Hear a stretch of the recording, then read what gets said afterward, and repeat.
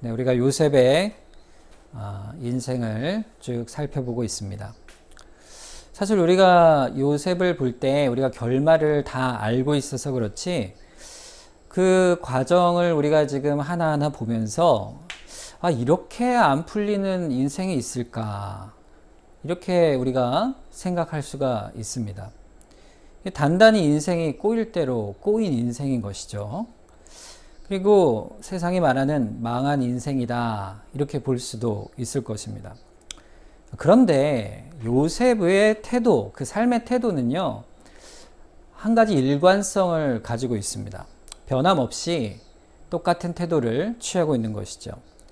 낙심하고 누군가를 원망하고 하나님을 원망하고 또 넘어질만 한데, 요셉은 하나님을 향한 일관된 믿음의 태도로 그 인생을 살아가고 있습니다.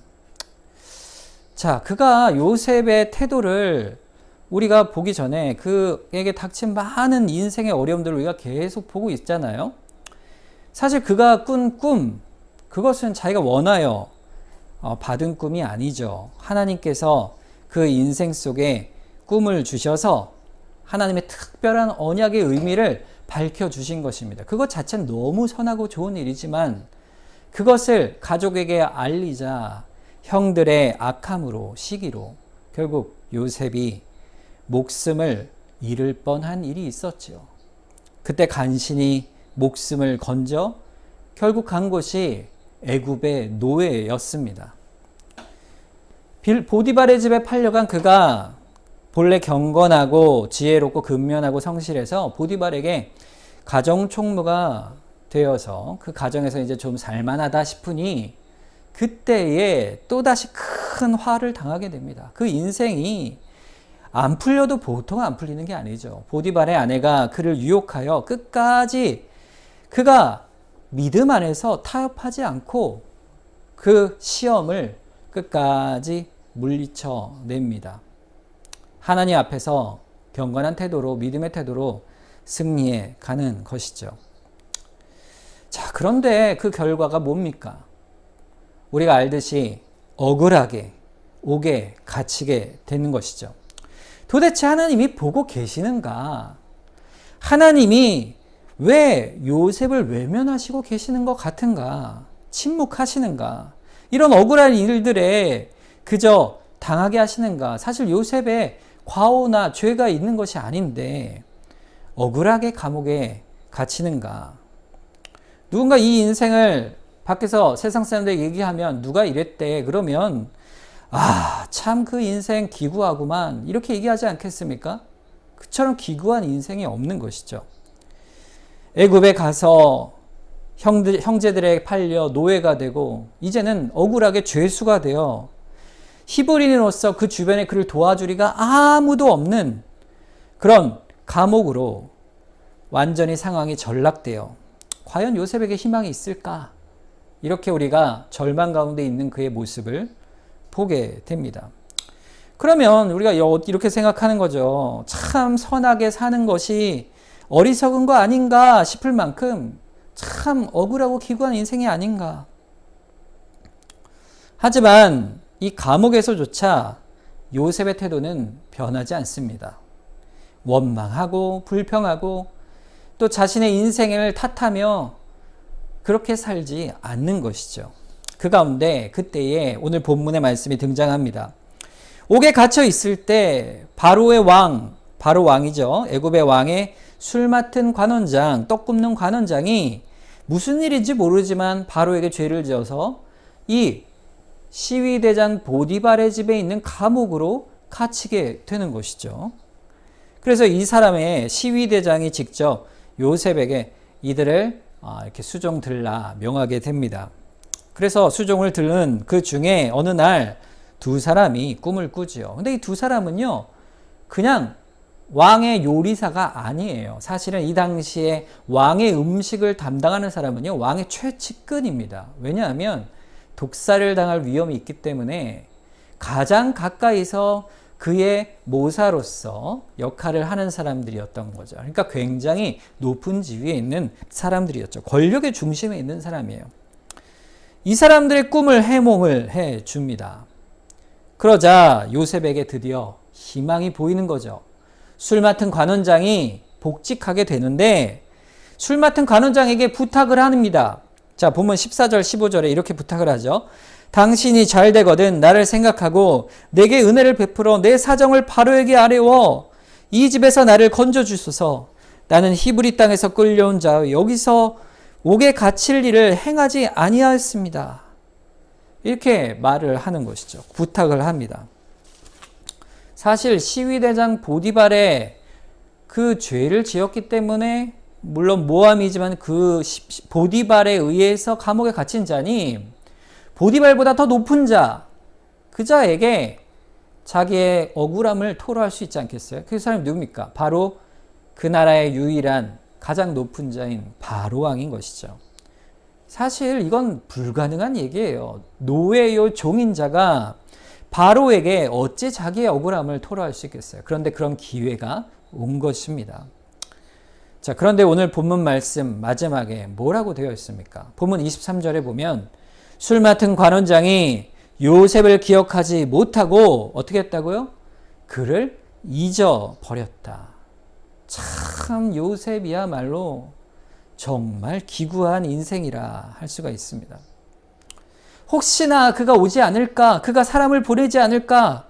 문소리 발소리를 매일매일 이렇게 귀를 기울여 듣고 보고 하는데 하루가 지나고 일주일이 지나고 한 달이 지나고 반년, 1년이 지나도 오지 않는 것이죠. 그의 희망은 시간이 갈수록 꺾여 버리고 만 것입니다. 히브리 노예요 죄인된 요셉에게 이제 미래가 있을까? 이쯤 요셉이 절망할 만한 거 아니겠어요? 하나님을 원망할 만하지 않겠어요? 요셉에게 하나님이 어떤 의미가 있겠습니까? 어떤 의미가 하나님이 요셉에게 어떤 의미가 있겠어요? 여러분 가만히 요셉이라고 여러분 자신을 한번 상상을 해보세요.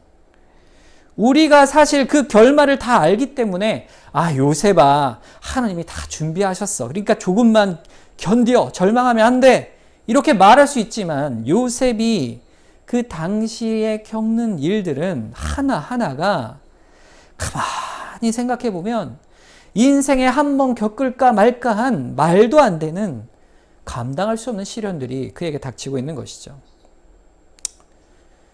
그런데 성경 말씀 전체는 요셉의 이 인생의 흐름 안에서 그럼에도 불구하고 계속해서 말하는 한 가지 사실이 있어요. 그게 뭘까요? 요셉의 인생에 대한 설명이 들어 있습니다. 창세기 39장 23절. 오늘 본문 바로 앞 구절에 있어요. 이는 여호와께서 요셉과 함께 하심이라. 여호와께서 그를 범사에 형통하게 하셨다. 그랬어요. 이 본문의 모든 말씀을 아우르는 주제, 전제, 그게 뭡니까? 여호와께서 요셉과 함께 하시고 계시다. 하나님은 요셉을 그 모든 상황 하나하나 속에서도 결코 떠나신 적이 없다. 이 말씀인 것입니다. 여러분, 우리가 살아가는 인생 속에 우리가 겪고 있는 시련의 무게가 있죠. 누구나 짐을 지고 살아갑니다. 그런데 우리가 겪고 있는 이 인생 속에서 우리 하나님이 나와 함께 하신다라는 이 믿음이 없다면 우리는 어떻게 살까요? 우리가 결국에는 하나님의 나라에 이를 것이요. 하나님께서 우리를 그 하나님의 품에 안으시는 하나님 나라에 이르게 하실 것이다 하는 그 종말론적인 소망과 위로가 없다면 얼마나 우리 인생이 막막하겠어요. 제가 우리 권사님에게 엊그제 들은 얘기예요. 우리 권사님 병원에 계실 때 이렇게 그 조직 검사를 하는 병실에 이제 많은 환자들이 있었는데 그런데 그분 중에 한 분이 우리 권사님에게 묻더래요. 아니 그 당신 어떻게 그렇게 이렇게 편안하십니까? 아니 모아서 오셨어요. 조직 검사합니다. 그리고 얘기했더니 아니 저는 이렇게 불안하고 두렵고 도대체 내게 왜 이런 일이 생겼나 이런 마음이 들고 조바심이 나고 그런데 어떻게 그렇게 평안할 수가 있습니까? 권사님이 왜 그러셨겠습니까? 하나님을 의지하고 하나님이 나와 함께 하심을 믿기 때문이죠. 우리가 다 동일한 은혜를 누리고 있는 거예요. 하나님이 함께 계심을 경험하고 그것을 알고 사는 자와 그렇지 못한 사람은요, 이런 시련이 닥쳤을 때 그 모습이 다르게 나타나는 것이죠. 여러분, 우린 어느 쪽에 서 있습니까? 하나님이 우리와 함께 하심을 너무나 잘 알고 있죠. 우리 인생이 막막하고 도대체 나에게 이런 일이 왜 생길 것인가 할 때 그런 가운데 정말 누구도 도와줄 수 없는 그 막막한 상황이 지금 요셉에게 있는 거예요. 요셉만큼 그렇게 말할 수 있는 사람이 누가 있겠습니까? 그런데 하나님은 성경을 돌아보면 요셉의 이 기구해 보이는 굴곡이 있는 그 인생의 구비마다 단 한 번도 요셉을 떠나신 적이 없고 그에게 은혜와 사랑과 은총을 거두신 적이 없는 것입니다. 하나님이 어떻게 하셨습니까? 우리가 계속 보아 알잖아요. 요셉에게 하나님이 신비로운 하나님의 뜻을 나타내 보이시는 꿈을 꾸게 하셨어요. 그것을 형들과 부모에게 이야기하자 형들의 악함 때문에 시기하여 죽을 뻔하였는데 하나님께서 그 목숨을 건져 주십니다. 그래서 결국 노예로 팔려가죠. 하나님께서 섭리 가운데 결국 보디발의 집에서 또 하나님이 그 악한 가운데서도 구하여 내시고 가정 총무로 세우시죠. 사실 보디발의 눈에도 하나님이 그와 함께 하심을 보게 하실 정도로 하나님은 그와 동행하셨어요. 그러니까 하나님의 은총이 요셉과 함께 하심이 여기저기 증거가 되고 있죠. 보디발의 아내가 그를 누명을 씌워 감옥에 오게 가두게 하였지만 사실 그것이 죽을 죄인데도 보디발이 그를 죽이지 않습니다. 그의 생명을 끝까지 보존하여 주시는 것이죠. 오늘 본문 4절에 또 보세요. 친위 대장이 요셉에게 그들을 수종들게 하였다 그랬어요. 여러분, 간수장이 그렇게 하라 그런 게 아니고 친위 대장이 직접 요셉에게 그 높은 관직 사람들을 돌보라 이렇게 말한 것입니다. 그러니까 하나님께서 친위 대장의 마음에 요셉을 향한 마음의 변화를 주셔서 그를 수종드는 일을 맡기게 하신 거예요. 그게 하나님의 계획 가운데 있는 일이죠. 하나님의 섭리입니다. 그러니까 이 모든 일 가운데 곡절 마디마다 어려움과 시련이 다가오지만 그 가운데 하나님이 끝까지 요셉의 생명을 붙들어 주세요. 하나님은 요셉의 인생을 어떤 방향으로 이끌어 가시든지 그 뜻대로 잔잔하게 그의 인생을 붙들고 계신 것입니다. 옥에 들어갔죠. 그래서 간수장의 눈에 또 들어갑니다. 그래서 옥중에서 하나님께서 또 특별하게 그를 특별한 은혜를 부어주시죠. 하나님은 계속 떠나지 않으십니다. 오늘 본문에서도 술 맡은 관원장과 떡 굽는 관원장이 옥에 갇히는데 애굽에 옥이 얼마나 많겠어요. 그런데 왜 곧 요셉이 갇힌 그 옥에 하나님께서 넣어주셨을까? 하나님의 섭리죠. 그리고 옥에 갇혔다 하더라도 왜 그 많은 자들 중에서 요셉을 특히 불러 시위대장으로 하여금 그들을 섬기게 하였는가? 이것은 하나님께서 그리하시지 않으면 되지 않는 일인 것입니다. 그러니까 형들이 시기로 요셉을 버려 노예로 팔아 잊어버리고 보디발과 그 아내가 옥에 억울하게 요셉을 가두어 잊어버리더라도 또 술 맡은 관원장이 그가 나가서 기뻐하는 중에 요셉을 잊어버릴지라도 하나님은 결코 요셉을 잊거나 떠나지 않으시는 하나님이신 거예요. 그와 함께 하시는 하나님이십니다. 오늘 본문에서 하나님께서 여전히 요셉과 함께 하심을 더 분명하게 나타내 보이십니다. 두 간원장이 꿈을 꿨잖아요. 자, 꿈을 꿀 때에 여러분 우리가 꿈을 꾸고 아침에 일어나면 꿈을 다 기억합니까? 물론 아주 선명한 꿈이 있어서 이 꿈이 뭔가 이렇게 생각할 때도 있지만 여러분 우리가 꾸는 이런 꿈이 아니고 오늘 본문에 보면요. 이 꿈들이 예사로운 꿈이 아니었음을 보여주고 있어요. 평소에 꾼 꿈이라면 대수롭지 않게 여길 만도 한데 둘 다 근심의 빛이 얼굴에 비치고 있는 것이죠. 그러니까 꿈이 깨어나서 도대체 이 꿈이 무슨 의미인가 할 만큼 너무나도 예사롭지 않은 꿈을 꾼 것입니다. 누가 준 꿈이겠습니까? 하나님께서 주신 꿈이죠. 하나님께서 그 꿈을 그들에게 주시고 근심케 하실 때 요셉에게 이 꿈을 해석할 수 있는 아주 특별한 지혜를 부어 주십니다. 하나님이 일을 하고 계신 것이죠. 하나님이 요셉과 함께하고 계셔서 요셉에게 목적을 두신 계획하신 그 일들, 요셉에게 주신 그 꿈, 하나님이 계획하신 일을 이루어 가시기 위하여 이런 분명한 일들을 행하게 하시고 요셉이 그것을 지혜로 알게 하신 것입니다. 오늘 본문 8절에 보세요. 그들이 그에게 이르되 우리가 꿈을 꾸었으나 이를 해석할 자가 없도다. 요셉이 그들에게 이르되 해석은 하나님께 있지 아니하니까 청하건대 내게 이르소서. 누구에게 해석했다고요? 하나님께 해석이 있다. 이 꿈은 누가 주신 것이다? 하나님이 주신 것이다. 그것을 요셉이 증거하고 있는 거예요. 그래서 그의 꿈 해몽의 지혜를 주셔서 그걸 해석하여 주니 놀랍게도 그 해석이 맞도록 하나님의 영광을 고백하도록 하시는 것입니다. 그것이 하나님이 요셉과 함께 하심의 증거이죠. 그러니까 이 전체 내용은 과연 하나님께서 요셉과 함께 계심에 대한 분명한 증거이죠.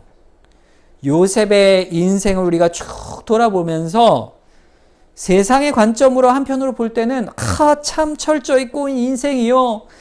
참 그렇게 기구한 인생은 망한 인생길이 없구나 하기도 하지만 다른 관점으로 볼 때는 이것이 놀라운 하나님의 특별한 보호하심이 있는 인생인 것입니다. 우리 인생이 그런 것이에요.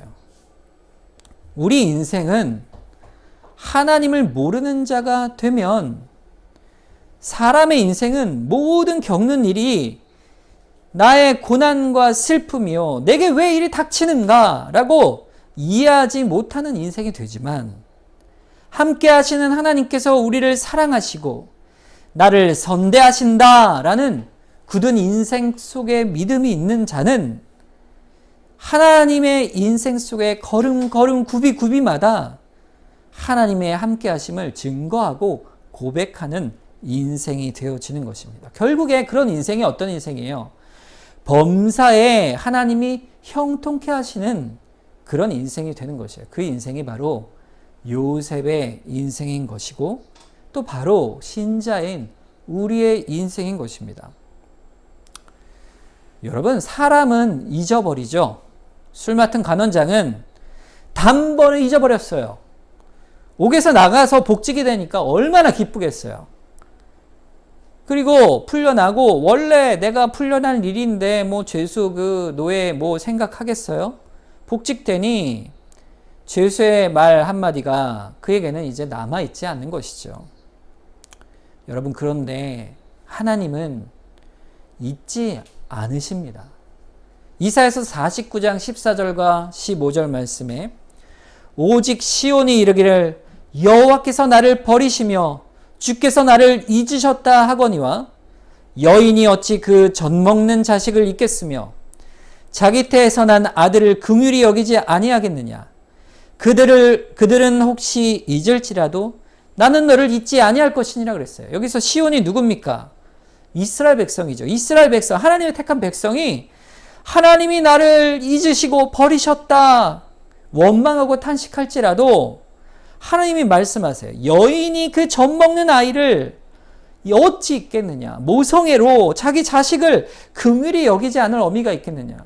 뭐 뉴스에 보면 요즘 그런 어미들도 있지만 하나님 뭐라고 말씀하세요? 하나님은 결코 내가 잊지 아니할 것이라 말씀하고 있는 것이에요.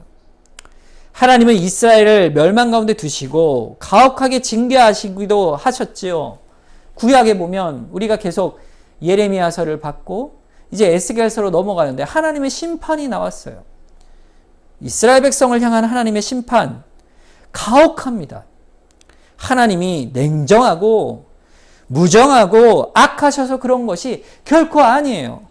하나님은 그런 분이 아닙니다. 이스라엘이 다 멸망하여 그들을 70년의 긴 포로 생활 가운데 두시고 그들을 다시 돌이켜 오게 하셔서 이스라엘을 새롭게 하나님의 구원의 은혜 가운데 그 남은 자들을 세워주시기 위하여 하나님의 언약으로 다시 불러내시기 위하여 징계하신 것이죠. 말로만 하나님을 예배한다 하고 마음으로 떠나서 그 큰 죄를 범했던 하나님을 떠난 자들을 심판하시되 그러나 하나님 앞에 회개하고 어떠한 심판과 고난이 있는다 할지라도 하나님이 나에게 하나님이요 하나님이 나를 붙드시는 하나님이요 함께 하신 하나님을 믿고 하나님 앞에 회개하고 구원으로 나아가는 그들에게 하나님이 은혜의 손길을 베풀어 주신 것입니다. 하나님은 결코 너를 잊지 않노라 말씀하고 계신 것이죠. 요셉이 그걸 너무나도 잘 알고 있었던 것이에요. 우리가 그걸 알고 있잖아요. 요셉이 이 믿음을 가졌던 것입니다. 이런 고난과 절망과 실패와 같은 인생 속에서 어떻게 요셉이 믿음으로 자기 인생을 돌아보고 살아갈 수 있었을까? 하나님의 함께 하심을 어떻게 고백할 수 있었을까? 여러분은 여러분이 어려움을 당한다고 했을 때 그 어려움을 놓고 주 앞에 믿음대로 자신의 형편과 처지를 돌아볼 만한 믿음이 있으시지 않습니까? 요셉은 틀림없이 하나님의 함께 계심에 대한 선하심에 대한 굳은 믿음이 그에게 있었던 것이에요. 그의 그 믿음의 중심에는 뭐가 있었을까요? 요셉은요, 오늘 본문에 꿈을 해몽하는 자로 서 있지만 사실은 요셉은 이미 자신이 꿈을 꾼 자로 서 있었어요. 그에게 있어 그 꿈이 무엇입니까? 그 꿈은 우리가 꾸는 이런 꿈이 아니라 하나님의 계획의 뜻을 말하는 꿈이었어요.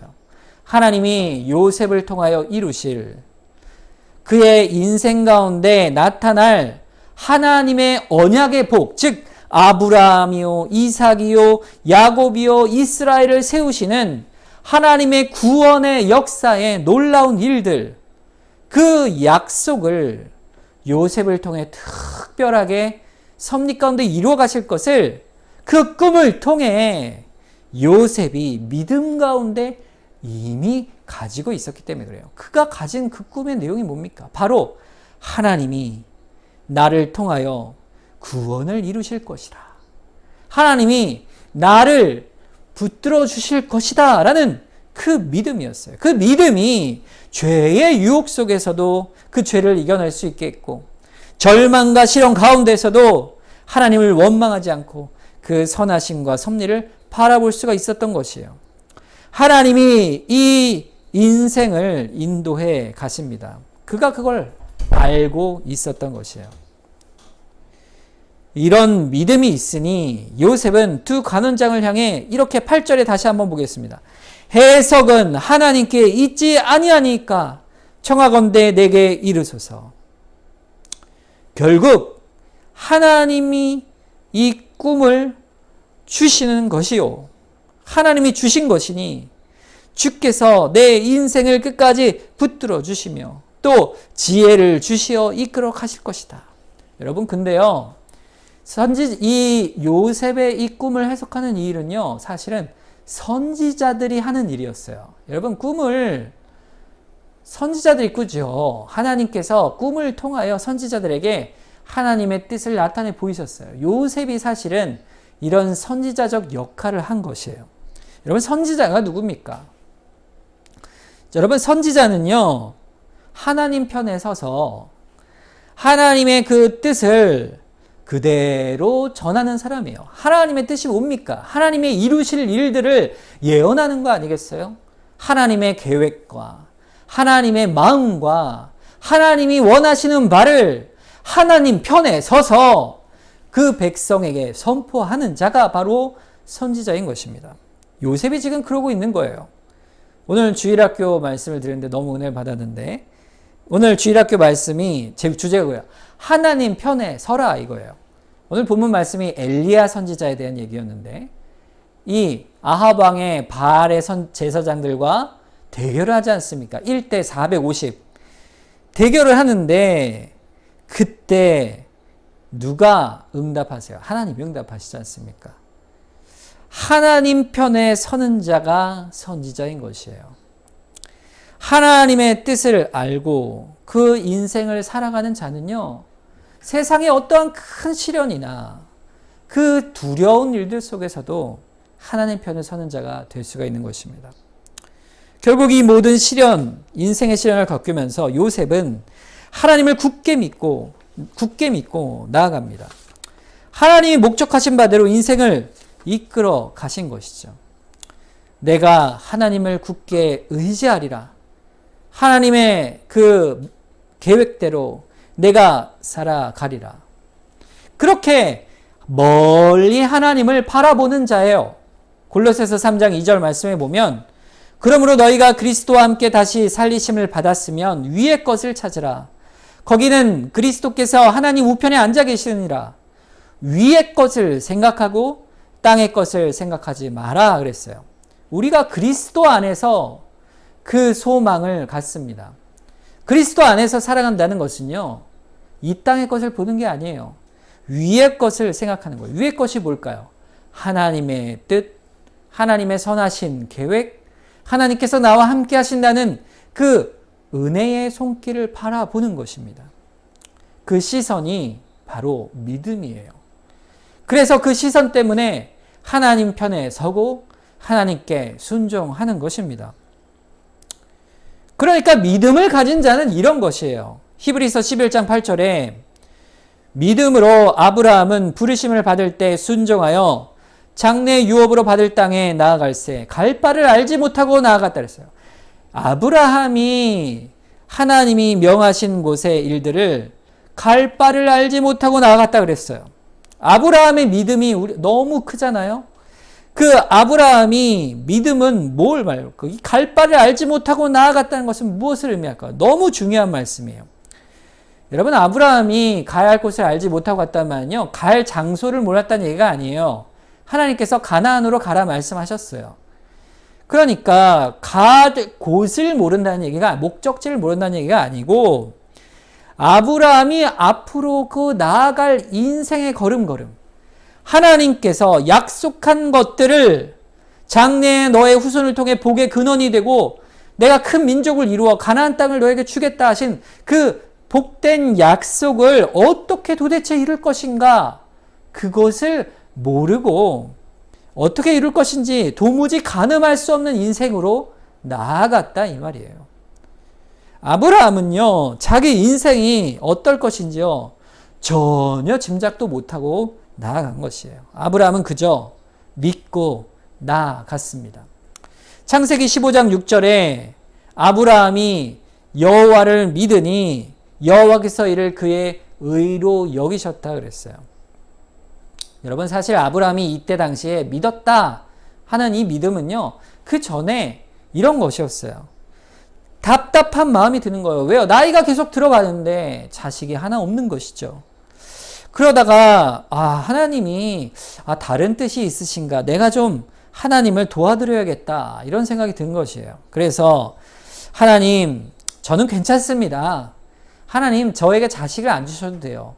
제가 사랑하는 저 종 엘리에셀에게 내 양자를 삼아 후사를 삼으면 그를 통하여 하나님 일을 이루어 주십시오. 그랬더니 하나님이 아니라 네 몸에서 날 자가 그 후사가 될 것이라 하면서 그를 데리고 하늘의 무뼈를 보라. 내가 너의 자손이 이와 같이 되리라. 그렇게 약속을 주실 때 그때 이 믿음의 고백을 하게 된 것입니다. 여러분, 믿음이란 이런 것이에요. 우리 계산으로 하는 것이 아니에요. 우리 계산으로는 참 미련한 것이다. 될 턱이 없다. 우리가 하나님을 받으려야 될 것 같다. 하나님, 전 이 정도면 돼요. 그러니 걱정하지 마시고요. 이 정도만 해주세요. 전 괜찮습니다. 이것이요, 합리적인 믿음이에요. 자신의 이치에 따라 합리적으로 생각하는 믿음이죠. 여러분, 우리는요, 합리적인 믿음을 가지는 사람이 아니에요.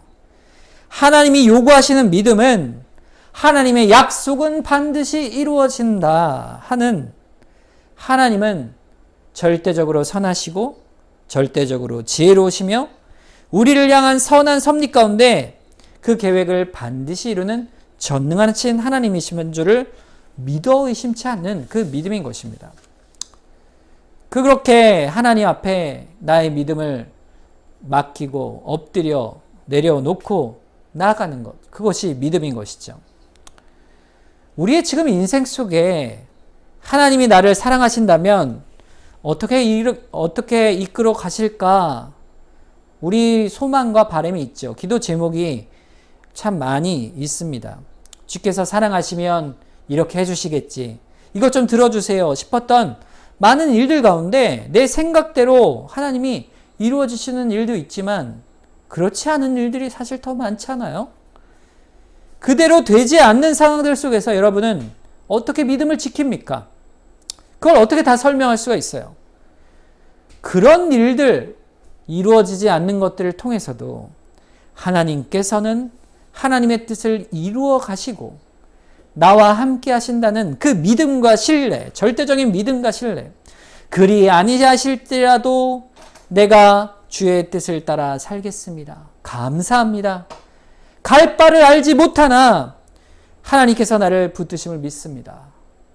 그 하나로 우리가 나아가는 것입니다. 여러분, 아무리 지금 있는 것이 작아 보이고 없는 듯 하지만 믿음으로 하나님을 바라보는 것이에요. 사랑하는 여러분, 요셉을 향한 하나님의 계획은 단순히 욕에 갇혔던 억울한 요셉을 꺼내 주어서 다시 노예로 돌이키는 것이 아니었어요. 술 맡은 관원장을 통해서 이 바로에게 억울하니 풀어주시면 좋겠습니다 해서 단지 노예로 풀려나는 그 일이 아니라 하나님의 뜻은 무고한 것에서 건져주는 데 그치는 것이 아니라 오히려 술 맡은 관원장이 깜빡 잊은 그 일을 통하여 더 깊은 때를 기다리게 하신 것이에요. 요셉이 몇 년을 기다리십니까? 만 2년 동안을, 긴 세월을 옥중에서 기다려야 했어요. 그리고 마침내 바로가 절실하게 그 요셉을 필요로 할 때에 애굽에서 그 누구도 바로의 꿈을 해결해 주지 못한 그 절박하여 히브리 노예라도 불러내어 그 해석을 들어야 할 그때가 돼서야, 그제서야 술 맡은 관원장의 기억이 나게 하시는 것이에요. 그때가 아니면 어떻게 요셉이 바로를 볼 수가 있겠습니까? 하나님의 때가 있었던 것입니다. 요셉은 그러나 여전히 2년 동안 갇혀 있어요. 하나님의 때가 아니면 그 때때로 어려움 속에 있기도 한 것이죠. 우리도 그래요. 때때로 어려움 속에 하나님의 때가 되기 전에 있을 수 있어요. 그러나 그것은 하나님이 우리를 사랑하지 않는 증거가 아니고 어떠한 상황 속에서도 하나님은 우리와 함께 하셔서 선하시고 지혜롭게 행하시는 하나님을 믿는 것이에요. 요셉이 그 감옥 속에서 변하지 않고 역시 여전히 믿음으로 나아간 것입니다. 하나님께서 요셉을 총리로 세워주세요. 하나님의 계획이 요셉을 총리로 세우시는 데 있는 것입니까? 거기가 끝이 아니죠. 요셉의 개인의 영광을 위한 것이 아닙니다. 그를 총리로 세워서 하나님의 더 큰 계획을 이루어 가시는 거예요. 하나님께서 이스라엘 가족을 모두 애굽으로 옮겨서 거기서 더 큰 계획을 약속하시죠. 그게 무엇입니까? 창세기 15장 13절과 14절에 여호와께서 아브라함에게 이르시되 너는 반드시 알라 네 자손이 이방에서 객이 되어 그들을 섬기겠고 그들은 400년 동안 내 자손을 괴롭히리니 그들이 섬기는 나라를 내가 징벌할지며 그 후에 내 자손이 큰 재물을 이끌고 나오리라. 어떤 계획의 사건입니까? 출애굽 사건이죠. 아브라함 때 이미 요셉을 통하여 애굽으로 가서 총리가 되어 그 가족이 그곳에서 400년 동안 번성하여 모세를 통해 출애굽하여 가나안의 약속의 땅에 이르게 하실 하나님의 구원의 역사의 계획이 이미 다 이루어질 것을 계획하고 계신 것이에요. 요셉이 그 구원의 계획 속에 있는 것입니다. 우리도 그 역사의 구원의 역사 속에 이 동백교회 안에서 구원의 계획 속에 우리를 동일한 은혜로 불러내어 주신 것이에요. 여러분 각자의 인생이 어떠한 고난에 있을지라도 하나님은 어떠한 상황 속에서도 하나님을 믿도록 우리를 불러내어 주신 것이에요. 하나님은 선하신 하나님이십니다. 요셉이 그 믿음이 있었고 또 우리도 그 믿음 속에 인내하며 살아가게 하시는 거예요. 우리가 살아가는 하루하루 속에 어떠한 소망이 있습니까? 어떠한 소망이 있습니까? 우리 인생에 고난이 있죠. 그 인생에 짐을 지고 가는 나그네 인생이요 순례길이에요. 그럼에도 불구하고 다 같은 믿음 안에 서 있습니다. 하나님이 우리와 함께 하시며 우리를 구원하시길 기뻐하시는 하나님이시라. 요셉이 그러했고 우리가 또한 그러한 것이에요. 하나님께서 우리를 이곳에 불러내 주셔서 지난 과거에 우리를 인도해 주셨듯이 앞으로도 인생 속에 우리와 함께하여 주십니다. 좋은 교회를 주시고 말씀을 우리에게 주시고 우리 심령을 새롭게 하시고 영적인 안목을 주시고 찬송케 하시고 감사케 하시고 기도케 하셔서 하나님을 고백하며 살아가게 하시는 것이에요. 로마서 8장 28절 우리가 알거니와 하나님을 사랑하는 자 곧 그의 뜻대로 부르심을 입은 자들에게는 모든 것이 합력하여 선을 이루느니라. 아멘. 이것이 우리의 믿음이 되는 것입니다. 어떠한 형편 속에서도 우리가 걸어가는 걸음 속에 주의 은혜라. 그것에서 합력하여 선을 이루게 하신다. 악한 일조차도 선을 이루게 하신다. 이어지는 38절 39절 말씀. 내가 확신하노니 사망이나 생명이나 천사들이나 권세자들이나 현재일이나 장래일이나 능력이나 높음이나 깊음이나 다른 어떤 피조물이라도 우리를 우리 주 그리스도 예수 안에 있는 하나님의 사랑에서 끊을 수 없느니라. 이것이 우리가 믿는 믿음의 본질이에요. 사랑하는 교우 여러분, 이 믿음이 요셉에게 주어진 것처럼 우리에게도 동일하게 주시는 믿음이심을 믿으시고 그 믿음 가운데 우리의 삶을 하나님께 맡기며 어떠한 상황 속에서도 하나님을 신뢰하고 살아가는 우리의 믿음이 되기를 주님의 이름으로 축원합니다. 오늘 말씀을 따라 우리가 합심해서 한번 기도하겠습니다.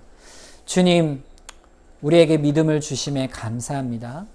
우리가 닥치는 모든 상황 속에서 하나님의 선하신 계획과 뜻이 있음을 믿습니다. 우리를 끝까지 붙들어 주시옵소서. 이 믿음 안에 우리 모든 동백교회가 세워져 가고 우리 각 가정이 세워져 가고 우리 개인의 믿음이 세워져 가게 하여 주시옵소서. 우리 이 시간 합심해서 한번 기도하도록 하겠습니다. 기도하겠습니다.